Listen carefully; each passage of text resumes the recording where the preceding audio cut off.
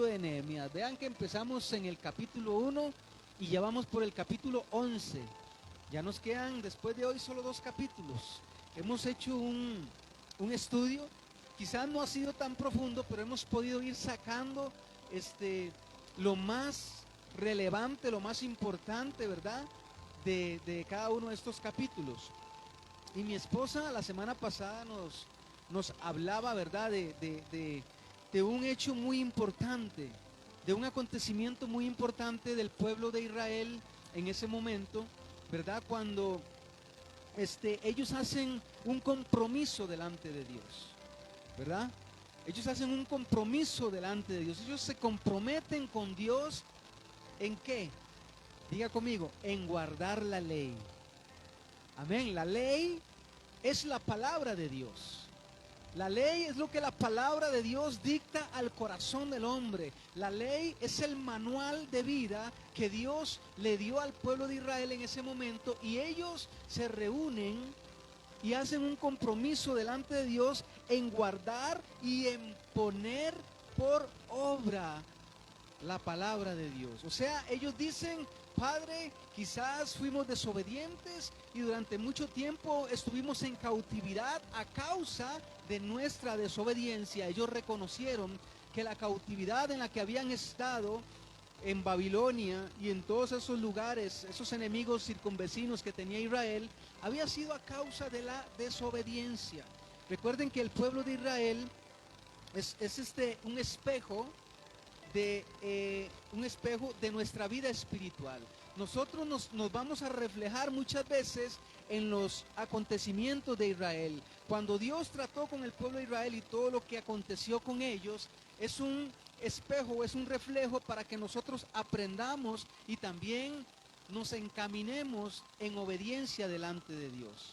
El pueblo de Israel durante mucho tiempo, ¿verdad? El pueblo de Israel desde que salió de Egipto.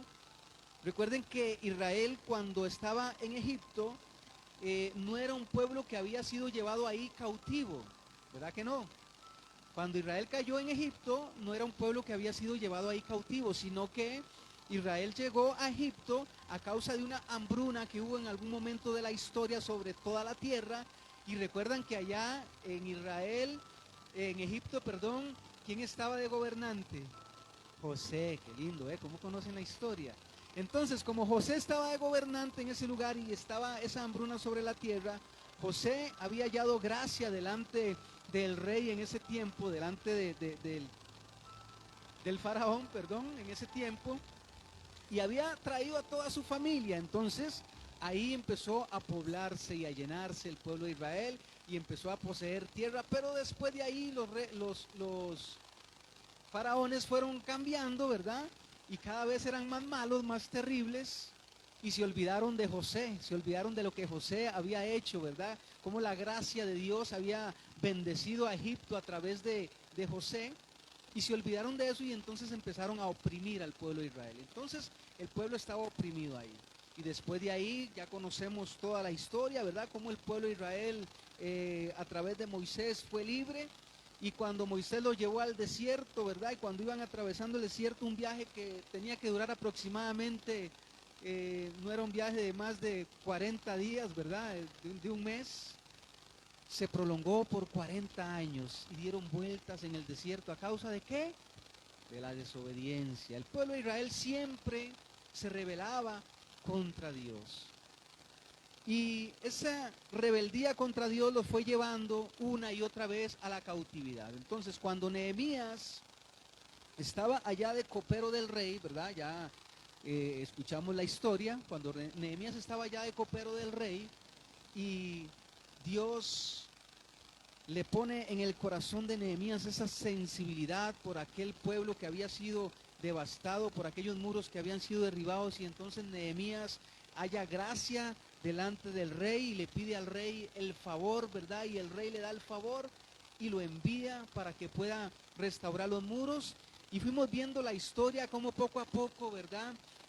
Israel se fue restaurando, los muros fueron reconstruidos, las puertas fueron nuevamente también reconstruidas, y ahí hablábamos sobre lo que es también la vida espiritual, ¿verdad? Cómo Dios, cuando nosotros estábamos ahí con todos nuestros muros caídos, cuando el enemigo había entrado y había saqueado todo lo que había en nuestro corazón, ¿verdad? Y nos tenía ahí a merced de él, vino Jesucristo, ¿verdad? Nos restauró y empezó a levantar esos muros que estaban caídos en nuestra vida, restauró la puerta de nuestro corazón, ¿verdad? La restauró para que ya el enemigo no pudiera entrar como les decía la vez pasada, ¿verdad? Como Pedro por su casa, porque ya habíamos sido restaurados. Y a partir de ahí hemos ido viendo, ¿verdad? Cómo siempre el enemigo ha querido venir a atacar nuevamente lo que ya Dios restauró, ¿verdad? Nos acordamos de los enemigos que tenía Nehemías, ¿verdad? Tobías, Sanballat, ¿verdad? Todos esos enemigos que eran enemigos externos. Después hablamos también de unos enemigos internos, ¿verdad? Que era cuando ya el pueblo estaba ahí ya trabajando, empezaron a haber algunas circunstancias internas. Ya eso habla muchas veces también de aquellas cosas que nosotros tenemos que ver qué es lo que hay en nuestro corazón para comenzarlo a sacar y no permitir que el enemigo siga haciendo estragos en nuestra vida. Y así fuimos capítulo por capítulo hasta que llegamos acá, donde ellos llegaron a la conclusión, que era el capítulo que nos enseñaba mi esposa la semana pasada. El pueblo de Israel llegó a la conclusión de que la única forma que ellos tenían de estar bien y de que los enemigos no vinieran y los atacaran y poder tener esa protección era guardar la ley de Dios. Y en ese punto estamos usted y yo.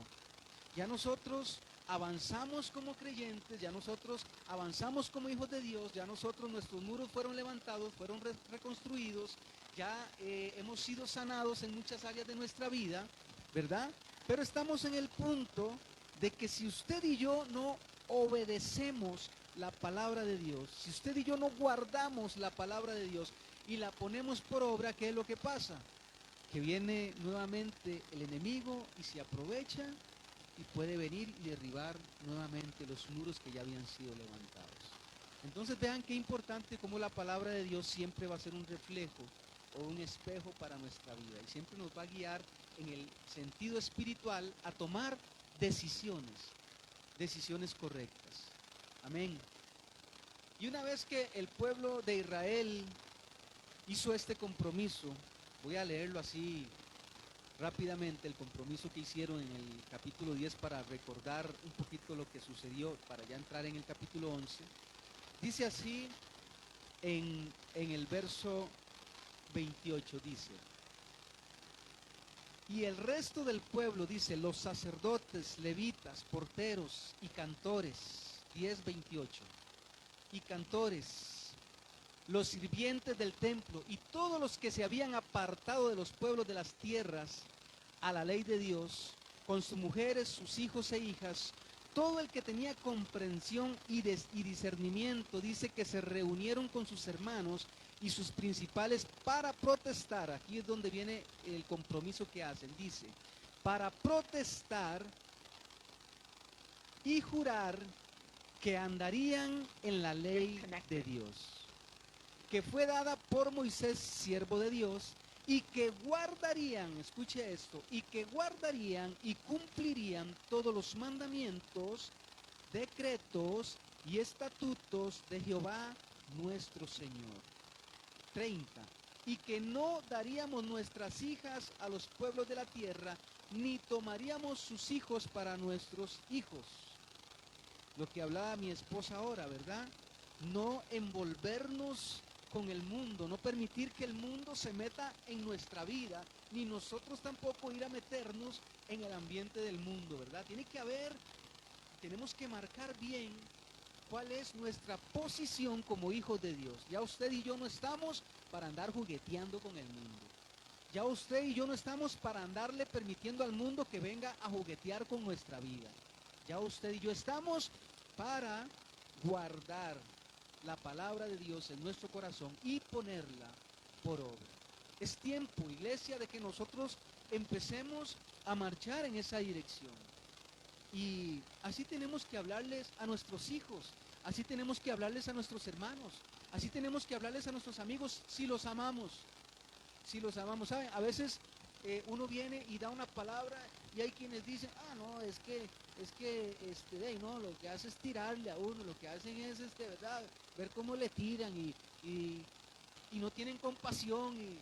No, es que la palabra de Dios no es para que yo le tenga compasión a nadie. La palabra de Dios es para que yo le ame a usted. Y si yo le amo a usted, yo tengo que hablarle con la verdad. Si yo no le amara, yo le diría a usted cualquier cosa para que usted siga viviendo como usted quiere vivir. Pero si yo veo algo que usted está haciendo y que es incorrecto, ¿cuál es mi deber como hijo de Dios? Persuadirlo. Porque la palabra de Dios me enseña que Él no quiere que nadie perezca, sino que todos procedan al arrepentimiento. Amén. Y todos tenemos que volvernos al arrepentimiento. Si ustedes ven que yo estoy haciendo algo malo y ustedes no me lo dicen, ustedes me están haciendo un daño a mí.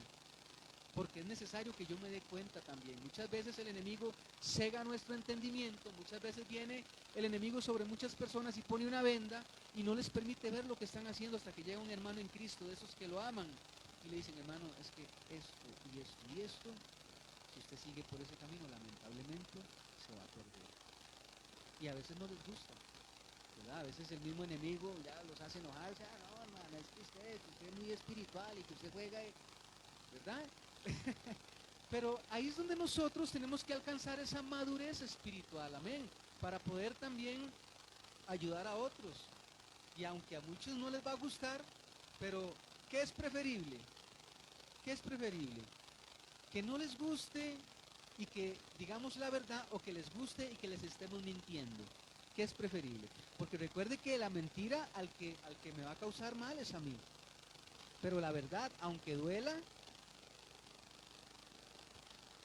me va a librar a mí.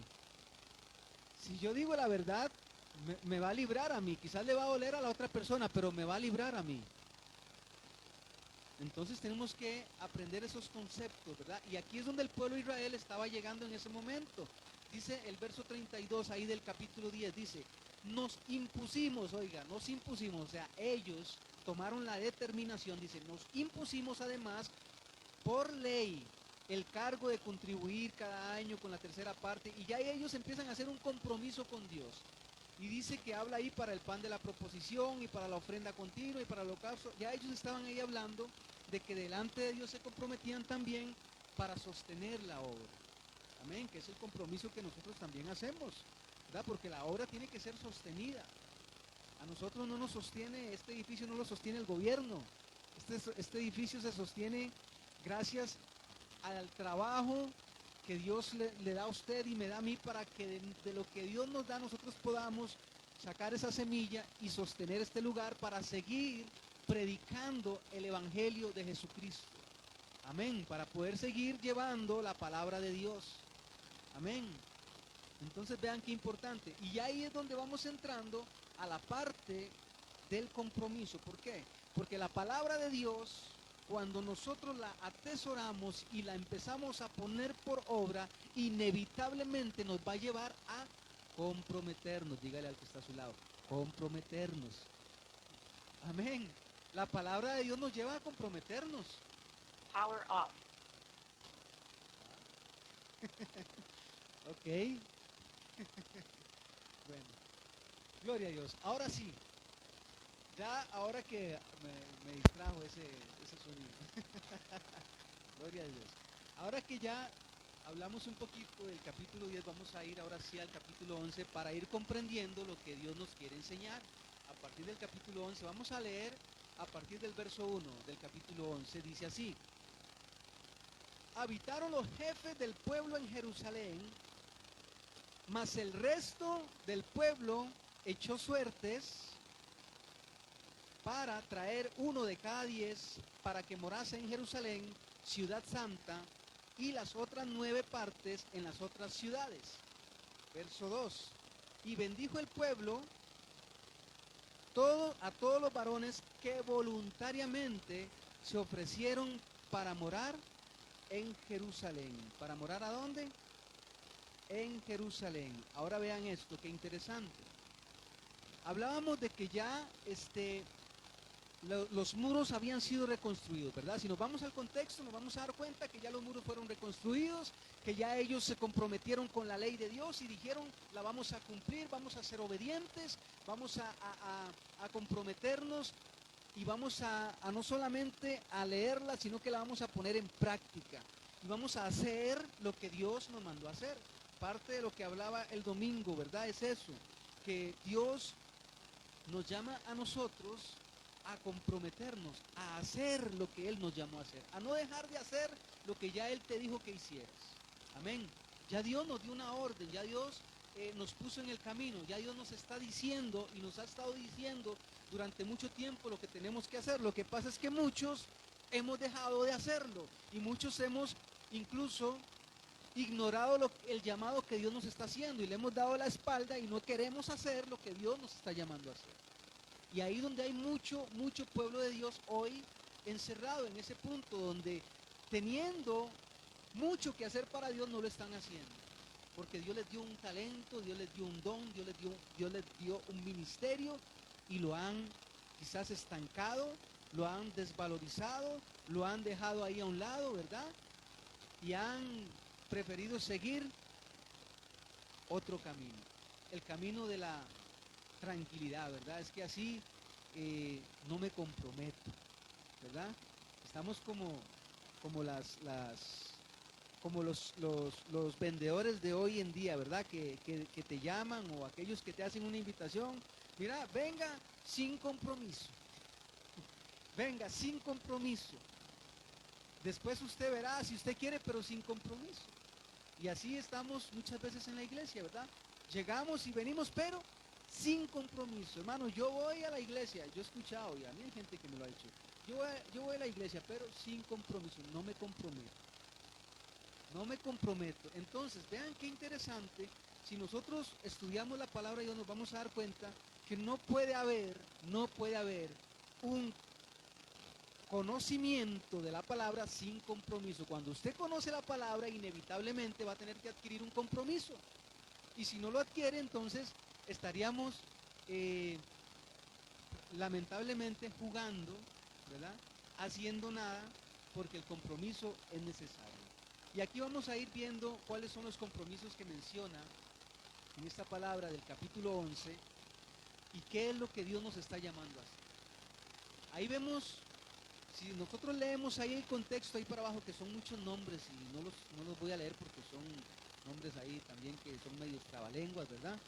Hay un montón de nombres que son medios trabalenguas, pero si nosotros leemos ahí, les voy a parafrasear un poquito lo que ahí dice. Ahí se mencionan todos los nombres, ¿verdad? Las funciones, se mencionan las genealogías de cada uno de las tribus de Israel, ¿verdad?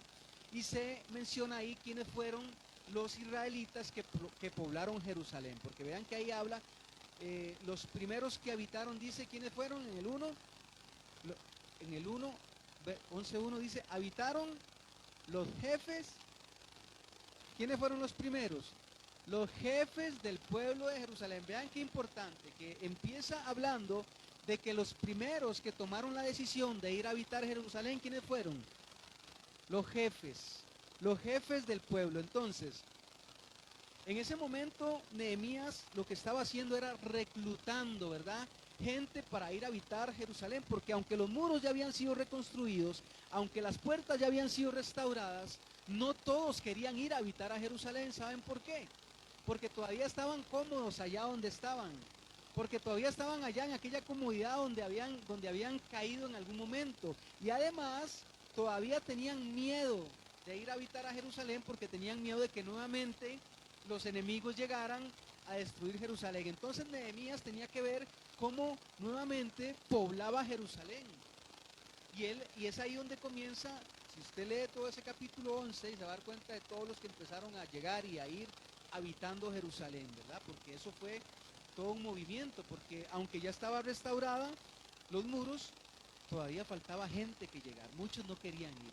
Muchos no querían, diga conmigo, compromiso. Porque en el momento que llegaran a habitar Jerusalén, tenían que comprometerse, como los demás se habían comprometido.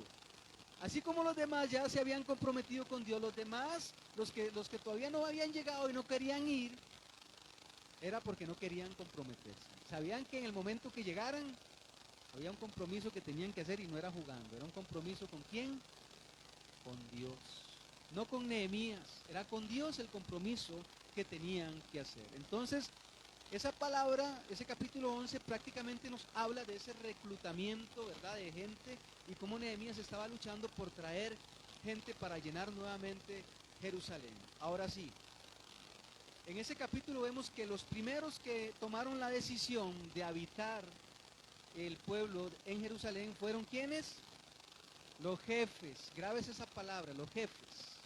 Ok, fueron los primeros llamados o los que tomaron la decisión o los que tenían que tomar la decisión de habitar Jerusalén. Entonces, vamos a ir entrando ahora sí en el tema. ¿Qué representa ese jefe o esos jefes cuando dice ahí habitaron los jefes del pueblo en Jerusalén? ¿Qué cree ustedes que representan los jefes del pueblo? ¿Qué representan? ¿Qué representa un jefe? Autoridad.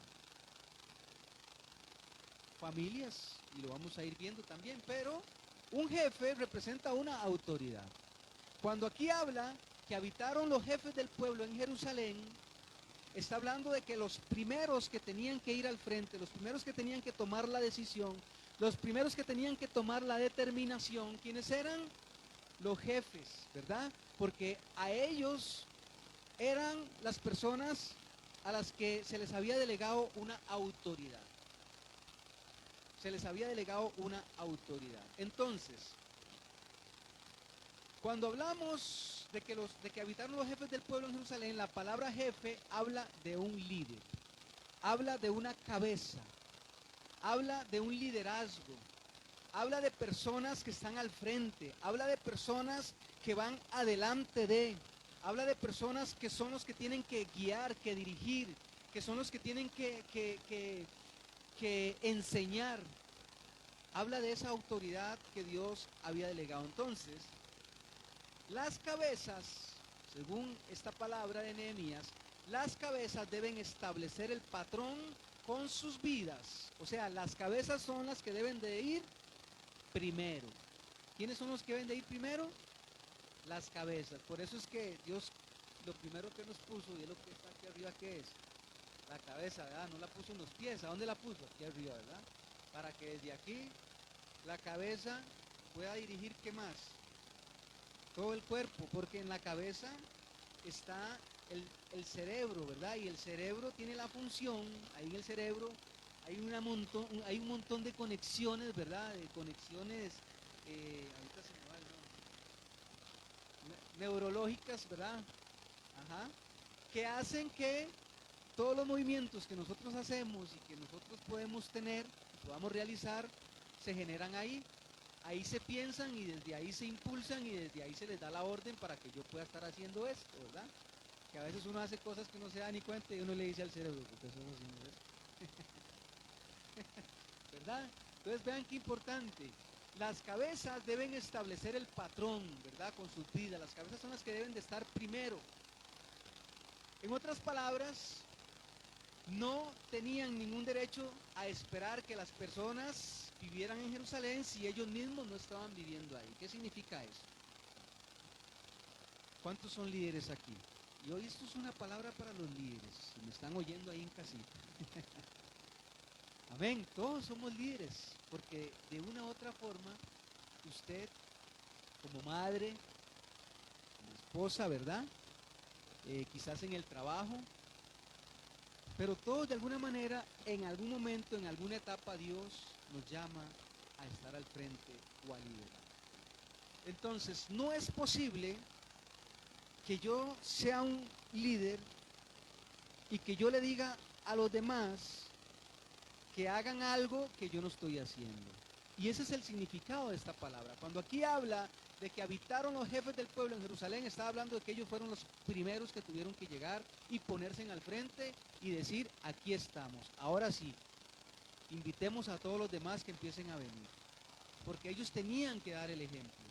Ellos tenían que dar el ejemplo de lo que estaban pidiendo que hicieran los demás.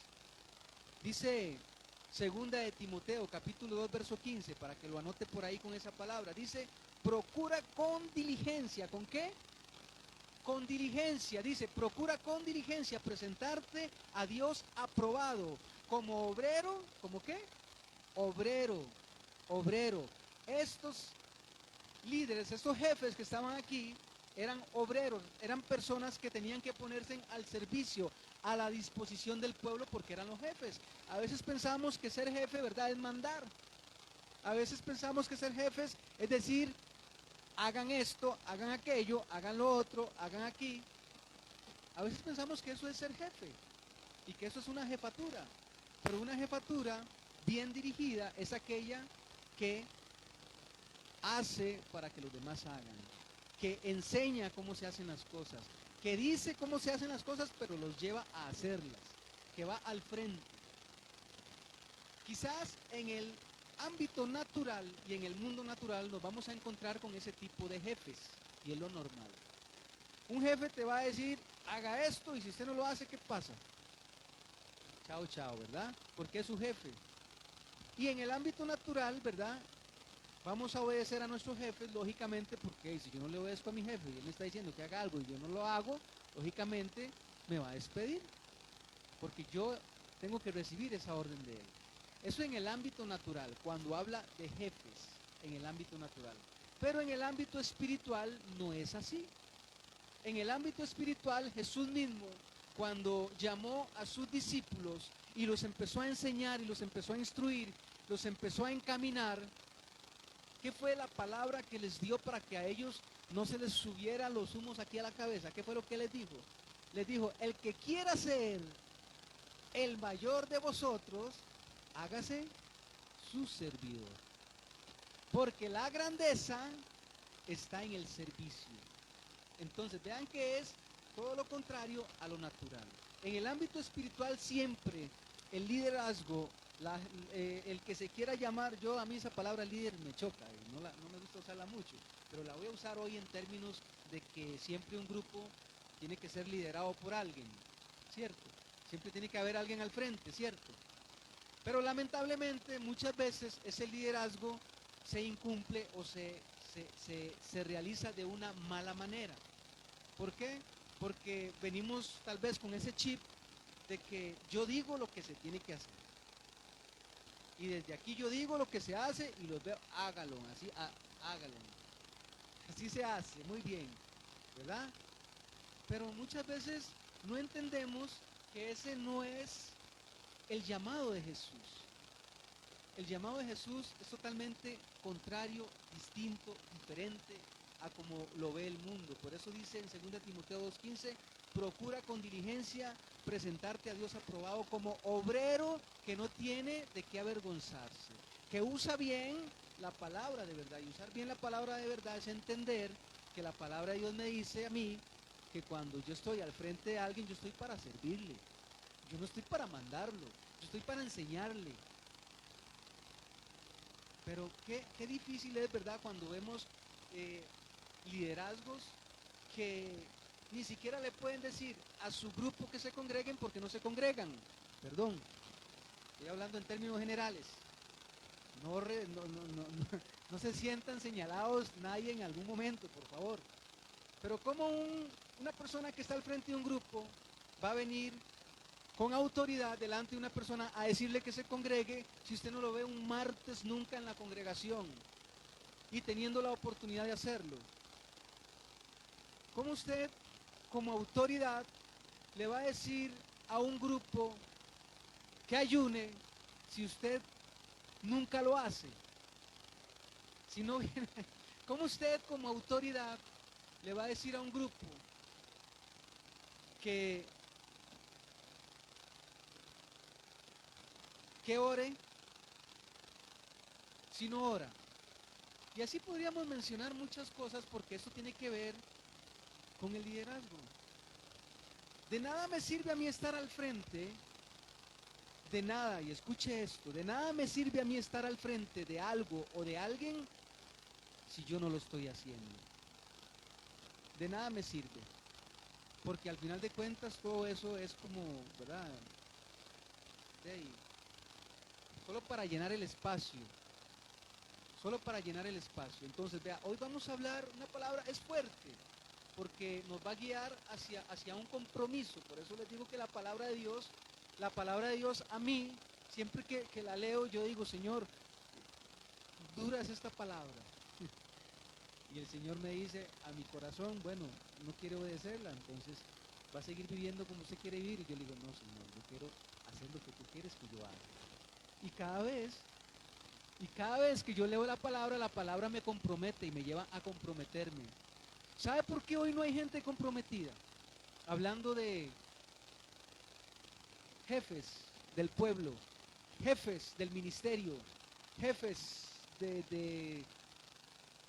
vamos a hablar del ministerio. ¿Sabe por qué no hay gente comprometida? Porque no estamos obedeciendo la palabra. Porque si obedeciéramos la palabra, seríamos los primeros en todo. En todo.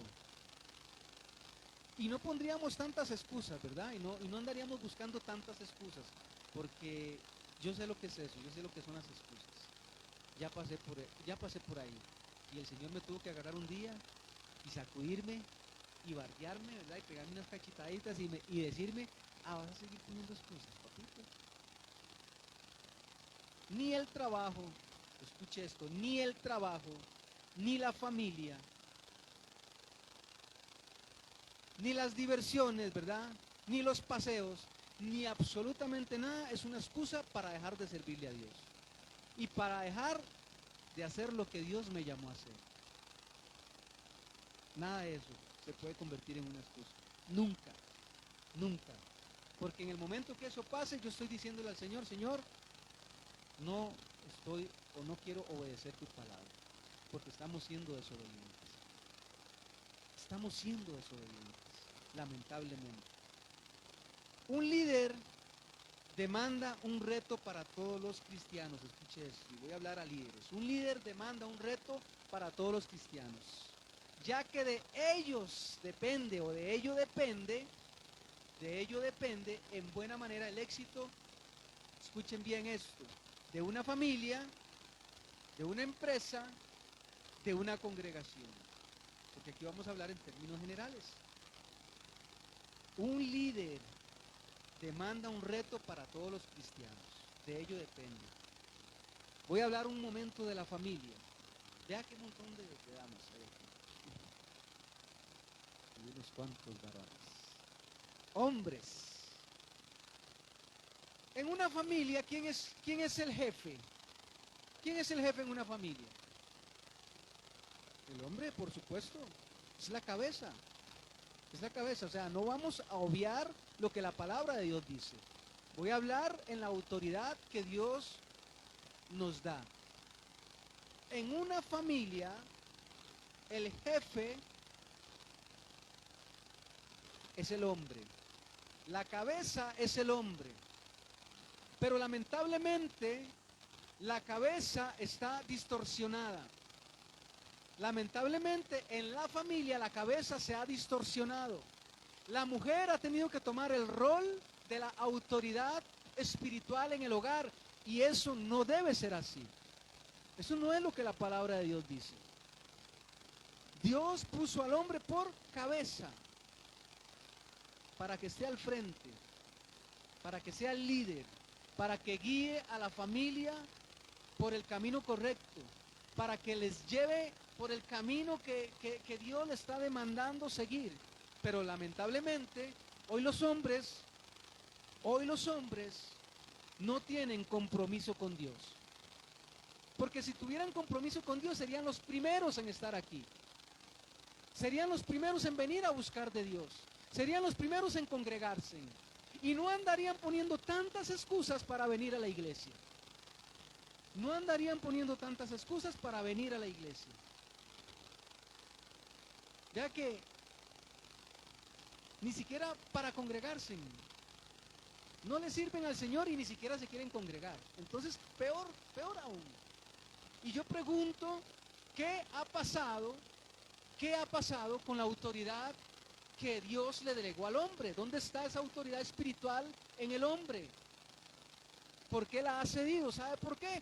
Porque está como aquellos que dice aquí que, y ahorita lo vamos a ver, pero ahí habla de que algunos se quedaban ahí afuera y no querían ir a habitar Jerusalén porque no querían comprometerse, no querían compromisos. Y eso es lo que ha pasado con los hombres hoy en día, no quieren compromisos con Dios, porque allá afuera tienen un montón de compromisos. Se comprometen con sus jefes, se comprometen con su trabajo, se comprometen con sus amigos, se comprometen con las distracciones, ¿verdad? Y hay muchas. Yo de vez en cuando me comprometo ahí con irme a jugar un partidillo, pero en el momento que eso está interviniendo con el compromiso que tengo con Dios, ¿sabe qué hago? Chao, no puedo, porque primero mi compromiso es con Dios. Cuando el hombre aprenda que el primer compromiso que debe adquirir es con Dios, entonces las cosas van a cambiar.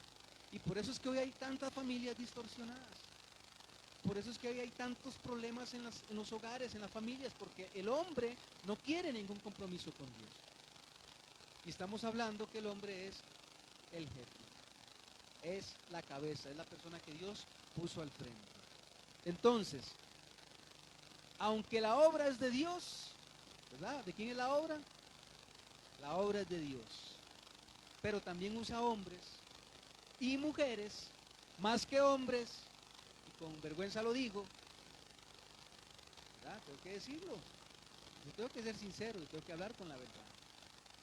Y usa mujeres, hoy en día más que hombres, porque las mujeres se comprometen más con el Señor, y a veces los hombres dicen, vea qué excusa más vaga. Yo escuchaba hombres decir, es que las mujeres no tienen nada que hacer. Oiga, ay, Dios mío, a veces que me agarra a veces como un retorcijón en el estómago, es que seguro no tienen nada que hacer las mujeres. Mujeres que trabajan, y trabajan todo el día en su casa, las que no tienen un empleo secular, pero las que tienen que trabajar fuera del hogar y todavía vienen a su casa y siguen trabajando, y el hombre viene y dice, no, es que seguro no tienen nada que hacer, por eso es que pasan metidas en la iglesia. Qué tremendo. Cómo los hombres somos buenos y dados, hoy le estoy tirando mucho a los hombres, ¿no? Somos buenos y dados para poner excusas, pero es que hay un llamado de Dios para los hombres en estos tiempos, y si los hombres no ponen atención, si los hombres no prestan atención al llamado que Dios les está haciendo, lamentablemente se están perdiendo. Y pueden pasar toda la vida aquí sentados en una silla, pero se van a perder si no se pellizcan. Ojo, ojo a esto, porque podemos ver muchos hombres a veces sentados en una silla, pero su vida fuera de este lugar es totalmente contraria a lo que Dios le dice que tiene que hacer. Entonces, ¿de qué sirve al final congregarme toda la vida si no estoy siendo obediente a Dios? Y Dios lo que me está pidiendo es que sea obediente. Qué tremendo, ¿verdad? ¿Cómo nosotros tenemos que prestar atención a la palabra y encaminarnos? Estos jefes de las ciudades tenían, y estas son las cualidades que Dios está pidiendo para aquellos que están al frente de un liderazgo, para aquellos que van a liderar, para aquellos que quieren o que Dios va a llamar en algún momento para que estén al frente. Y ojo que aquí el llamado para los hombres es general, porque todos los hombres están al frente, pero no quieren, ¿verdad? Están al frente entre comillas, porque en realidad están atrás. Sí, están atrás, vienen detrás ahí de la mujer ahí, ¿verdad? A ver, lo que les decía el domingo, ¿verdad? La mujer se congrega aunque el hombre no quiera congregarse, ¿verdad? La mujer ora aunque el hombre no quiera orar. La mujer lee la palabra aunque el hombre no la quiera leer. Es lamentable. Pero estos jefes que Nehemías describe aquí que fueron los primeros, porque dice los habitantes de Jerusalén, dice, habitaron los jefes del pueblo en Jerusalén, habitaron los jefes del pueblo en Jerusalén, fueron los primeros. Entonces, ¿qué significa eso? Que esos hombres tuvieron, número uno, convicción, diga conmigo, convicción. ¿Sabe por qué muchos hombres no toman el rol que deberían de tomar? Porque no tienen convicción. ¿Sabe por qué muchos líderes no toman el rol que tienen que tomar? Porque no tienen convicción. No tienen convicción de lo que tienen que hacer. Entonces, esa falta de convicción los lleva a ellos a estar ahí donde están ahorita, quietecitos. Quietecitos, ahí, quizás sin hacer nada. Porque hoy muchos pueden estar ahí en la pata cruzada, ¿verdad? Pudiendo congregarse, pudiendo venir a la iglesia a orar, a clamar por su familia, pero prefieren muchas veces estar ahí en su casa, en la comodidad. ¿Y sabe por qué? Porque vienen cansados del trabajo.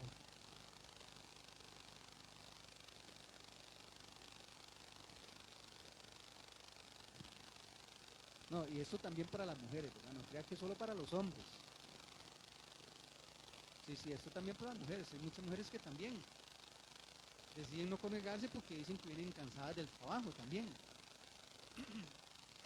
Pero esto tiene que ver con convicción.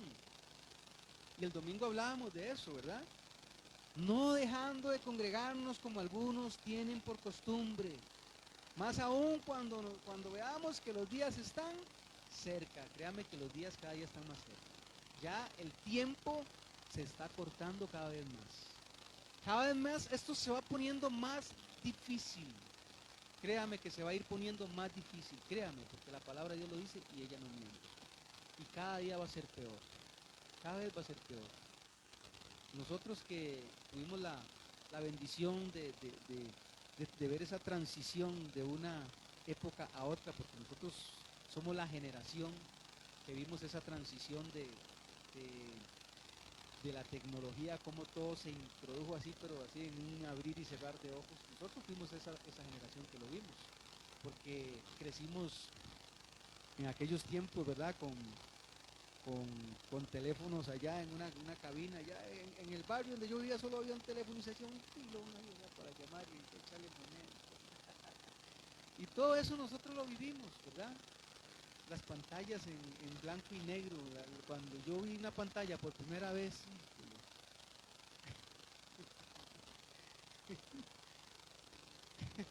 correcto, entonces vean qué importante. Estos jefes de estas ciudades tenían, número uno, diga conmigo, convicción. ¿Y sabe cómo se da uno cuenta que uno tiene convicción? Cuando usted le presta atención a la palabra. ¿Qué dice Lucas 9:62? La palabra de Dios dice en Lucas 9:62, para que lo apunte ahí. Jesús le dijo, ninguno que poniendo su mano en el arado mira hacia atrás es apto para el reino de Dios. Ninguno. Cuando usted tiene convicción, usted no tiene la oportunidad de mirar hacia atrás, porque si usted ve hacia atrás, entonces no está siendo apto. Tener convicción es poner nuestras manos en lo que estamos haciendo. Si usted es líder, si usted está representando un ministerio, tiene que poner sus manos ahí en el arado, ir hacia adelante, y si no vino nadie del grupo, por lo menos usted está aquí. Si no vino nadie del grupo que usted lidera, por lo menos usted está aquí. Amén. La convicción se refiere a la seguridad que tiene una persona de la verdad o certeza de lo que piense, siente o hace. Eso es convicción. Tener seguridad de lo que está haciendo. Certeza de lo que está haciendo. Amén. En el caso del cristiano, Dios, háblanos, papá. Porque estamos viviendo un cristianismo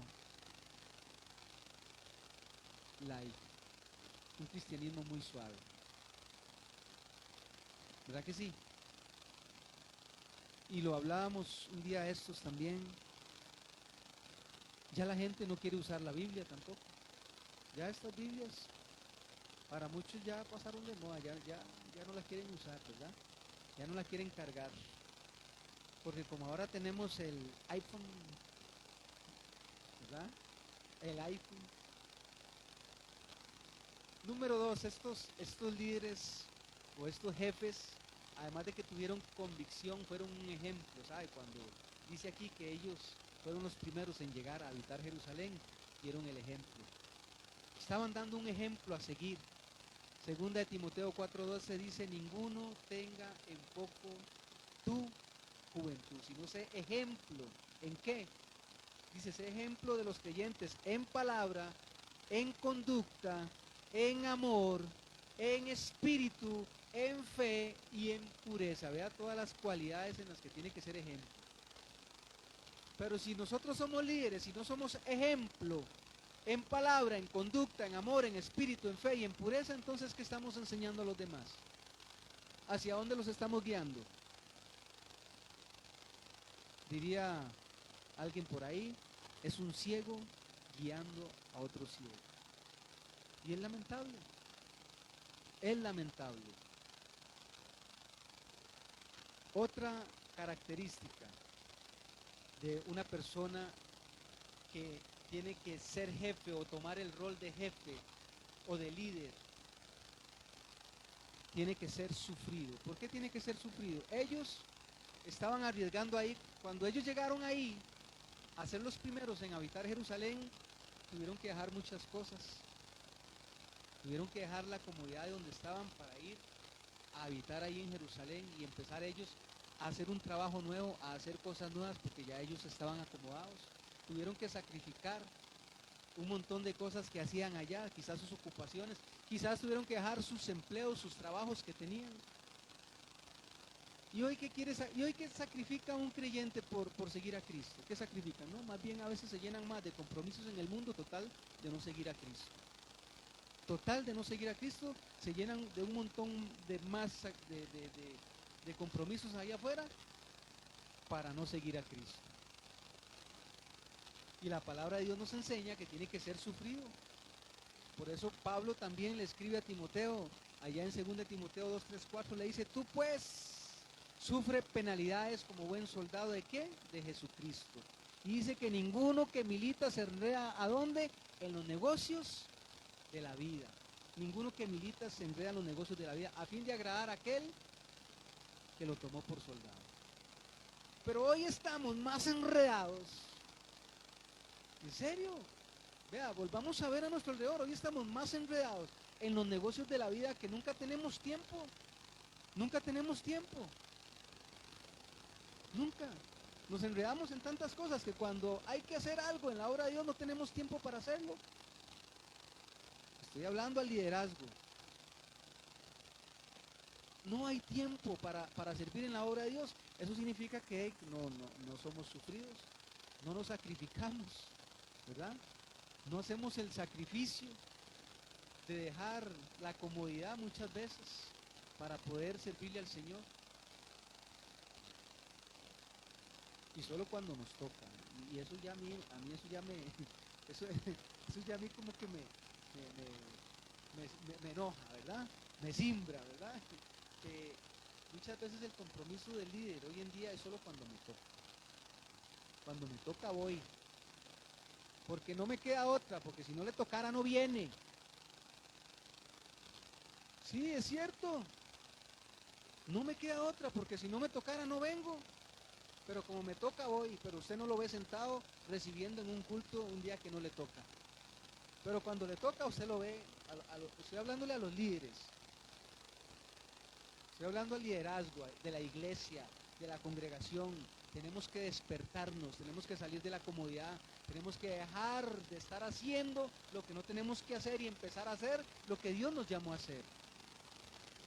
Porque yo no puedo ministrar y no puedo dar lo que no tengo. Somos como címbalos que retiñen, dice la palabra de Dios. Entonces, qué tremendo, cómo tenemos que despertar en estos tiempos al liderazgo, tenemos que despertarnos, tenemos que sacudirnos, tenemos que salirnos ya del confort en el que hemos caído. Y voy a ir corriendo porque ya el tiempo me está ganando. Otra cosa que nos enseña, ya que solo de esta palabra, de estos jefes, hay tantas cosas que nos enseña, porque una palabra jefe demanda tantas cosas. Y más cuando es espiritualmente hablando, porque lo estamos trasladando al ámbito espiritual, ¿verdad? Lo estamos trasladando esto al ámbito espiritual. Otra cosa que demuestra esta palabra es que eran disciplinados, porque ellos se comprometieron en el capítulo anterior y ese compromiso los llevó a ellos a ser los primeros. ¿En qué? En ir a habitar Jerusalén. Cuando un líder es llamado, ¿qué es lo primero que hace? Comprometerse. Si no, mejor diga que no. ¿Cierto? Si a usted lo llaman a liderar en algún momento un ministerio y usted no se va a comprometer, ¿qué tiene que decir? No. No. Pero a veces se comprometen y no cumplen. Y mi esposa hablaba un día de eso también, ¿verdad? Que es mejor no prometer que prometer y no cumplir, ¿verdad? Porque eso Dios lo toma en cuenta. Y a veces por eso, voy a decir, nos va como nos va, ¿verdad? Para no... Sí, a veces por eso es que nos va como nos va, porque nos comprometemos con Dios, pero no cumplimos. Y queremos que Dios nos cumpla. Sí, exacto. Y queremos que Dios nos cumpla, pero nosotros no queremos compromisos con Dios. Disciplinado. Tenemos que ser disciplinados. Amén. Dice 2 Timoteo 2:5. Y también el que lucha como atleta no es coronado si no lucha legítimamente. Y luchar legítimamente es luchar con disciplina, hacer las cosas disciplinadamente. Saber que si yo tengo un llamado, yo voy a cumplir con ese llamado. Saber que si yo tengo un compromiso, yo voy a cumplir con ese compromiso. Amén. Y por último, otra característica que deberían de tener, paciencia, ¿verdad? Paciencia. 2 Timoteo 6 dice, el labrador para participar de los frutos debe trabajar primero. ¿Qué tiene que hacer el labrador para poder participar de los frutos? Trabajar primero, ¿verdad? Pero a veces queremos los frutos sin trabajar. A veces queremos los frutos sin trabajar. Y por eso es que vemos gente que no tiene, cristianos, creyentes que no tienen paz, que no tienen gozo, que no tienen amor, que no tienen fe, que no tienen mansedumbre, que no tienen templanza. ¿Saben por qué? Porque quieren tener el fruto, pero no están trabajando para ver ese fruto. Porque el fruto del Espíritu hay que buscarlo. Nosotros no podemos pretender que vamos a tener el fruto del Espíritu si nosotros no hacemos nada para buscarlo. Por su fruto los conoceréis. Amén. Entonces, lo que reflejamos, ahora que dijo eso, lo que reflejamos, eso es lo que somos. Y eso es lo que tenemos que cambiar. Porque también quiero decirles que mientras hay vida, hay esperanza. Eso es un llamado. Eso es un llamado para todos nosotros, para que despertemos, para que como cabezas, como jefes, a los hombres, como jefes de hogar, para que se sacudan, para que se levanten, para que salgan del conformismo, del estancamiento, para que vayan al frente y no atrás, para que sean los primeros y no los últimos. Porque esto es lo que sucede siempre en todo lugar. Usted ve un montón de damas, de mujeres, ¿verdad? Buscando a Dios. Y los hombres buscando lo que no se les ha perdido. Sí, en serio. Buscando lo que no se les ha perdido. Y por eso es que no se levantan. Por eso es que no se levantan. Y cuando hablo de levantarse, estoy hablando espiritualmente. Estoy hablando espiritualmente, porque muchos creen que se han levantado en sus negocios, muchos creen que se han levantado en su economía, y gloria a Dios, ¿verdad? Y esa es la felicidad, porque están levantados en esto y en lo otro, pero su vida espiritual está caída.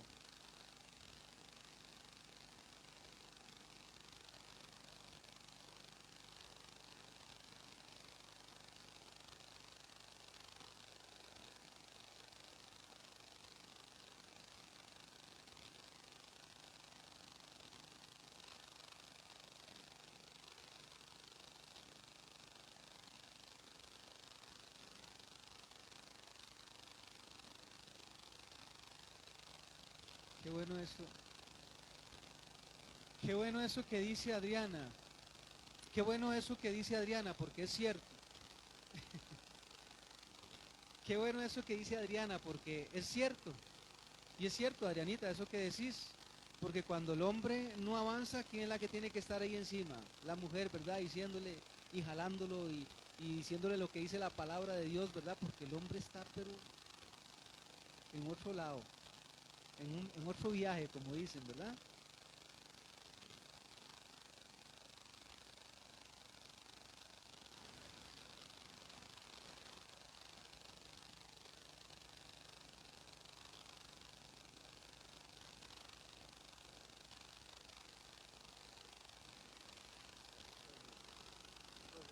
Correcto.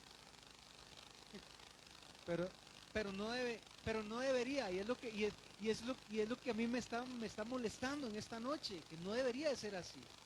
Debería de ser más bien el hombre el que tiene que estar jalando a la mujer, y no la mujer estar jalando al hombre.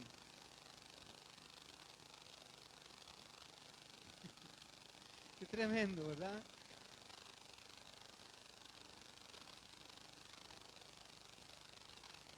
Sí, correcto. Estamos hablando de creyentes, de personas que conocen de Cristo y que están, pero qué tremendo eso que dice, sí es cierto. Amén. Entonces, ya para ir finalizando, ¿verdad? Este tema, para ir finalizando este tema, aquí habla en el verso 2, dice, y bendijo el pueblo a todos los varones, oiga, y bendijo el pueblo a todos los varones que voluntariamente se ofrecieron para morar en Jerusalén. Después de que esos jefes tomaron esa decisión, y muchos los vieron, escuche esto es para el liderazgo también. Después de que muchos de estos jefes tomaron esta decisión, dice que los varones, al ver esa decisión de los jefes, dice que voluntariamente se ofrecieron para ir y morar en Jerusalén. ¿Verdad?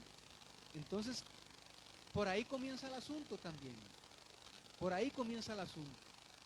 Cómo nosotros tenemos que dar el ejemplo a seguir, aunque muchas veces, por más que, ¿verdad? Y lo decía Adrianita, aunque la mujer da el ejemplo y la mujer se esfuerza y el hombre se queda ahí, ¿verdad? Como rezagadito y... Correcto, correcto, correcto. Entonces, qué interesante, ¿verdad? Y cómo aquí habla esto. Dice, y bendijo el pueblo a todos los varones que voluntariamente, porque les voy a decir algo. Al final de cuentas, al final de cuentas, escuche lo que les voy a decir, al final de cuentas, es una decisión voluntaria. Es muy personal. Pero lamentablemente esa decisión que nosotros tomemos va a repercutir o en mi familia, o en un grupo, etcétera, etcétera, etcétera. Entonces es necesario que tengamos un despertar. Es necesario que nos pongamos al frente. Es necesario que tomemos la decisión de levantarnos y de comprometernos verdaderamente con Dios y dejar de estarnos comprometiendo con tantas otras cosas que no nos edifican. Amén. Póngase sobre sus pies. Gloria a Dios.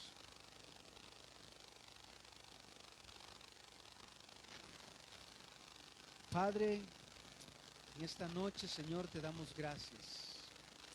Gracias, Señor, en el nombre de Jesús por tu palabra, Señor. Esta palabra, Señor, que nos confronta, esta palabra, Señor, que nos exhorta, esta palabra, Señor, que nos hace, oh Dios, poner nuestras barbas en remojo, Señor, y hablo como hombre, hablo como cabeza de hogar, hablo como sacerdote, Señor. Hablo, oh Dios, en nombre de todos esos hombres, Señor, que quizás hoy, Señor, han estado ahí, Padre Santo, quizás huyendo, Señor, al llamado que tú les estás haciendo, que han estado quizás, Señor, dándole la espalda, Señor, a ese compromiso que ya tú un día les hiciste, les llamaste y les pusiste, Señor, en un lugar. Padre, oramos en esta noche en el nombre de Jesús para que tú seas trayendo, Señor, esta convicción que tenían, Señor, estos hombres en ese momento en Jerusalén, Señor, Esos hombres que tomaron la decisión de ir al frente, Señor, y de estar ahí de primeros.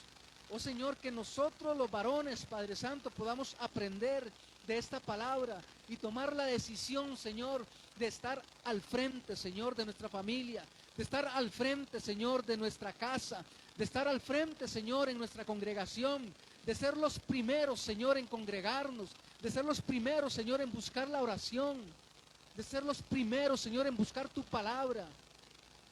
Señor, háblanos en estos tiempos, Señor. Y trae, Señor, esa convicción, ese convencimiento, Señor, a cada corazón en el nombre de Jesús. Hoy oramos, Señor, en el nombre de Jesús, para que seas tú, Señor. Para que seas tú, Señor, hablando, Padre, a cada líder, a cada corazón. En el nombre de Jesús, Señor. Bendice, Señor, a cada una de mis hermanas, Padre, que en esta noche están en este lugar.